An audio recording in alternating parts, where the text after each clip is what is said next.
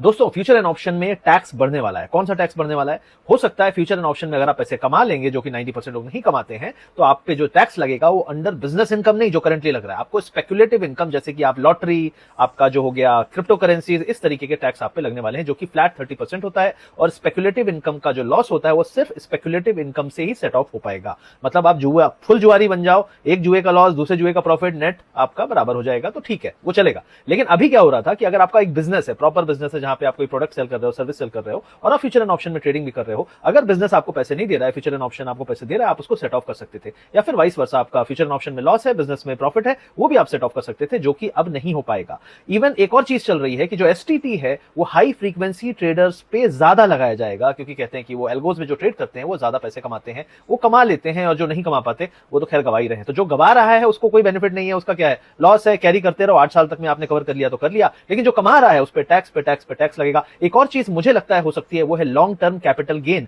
जो आप पोर्टफोलियो में स्टॉक लेते हैं, जो 1 साल से ज्यादा जब स्टॉक रखते हैं, तो उस पर 10% टैक्स लगता है। उसका भी ड्यूरेशन बढ़ सकता है या टैक्स का परसेंटेज बढ़ सकता है, क्योंकि लोग कहते हैं कि अगर नॉर्मल जो कोई भी जॉब वाला है उसका टैक्स अगर 30% तक है, तो आपका जो लॉन्ग टर्म कैपिटल गेन है वो 10% क्यों रखा गया है, तो उसको भी बढ़ाने की बात हो सकती है। सरकार को बहुत सारा पैसा चाहिए, सरकार डेफिसिट में है, उसके लिए वो कुछ भी कर सकती है। तो सतर्क रहिए, सावधान रहिए, टैक्स आप पे बहुत सारा आने वाला है इस बजट में। अच्छा लगे तो इसको शेयर करिए।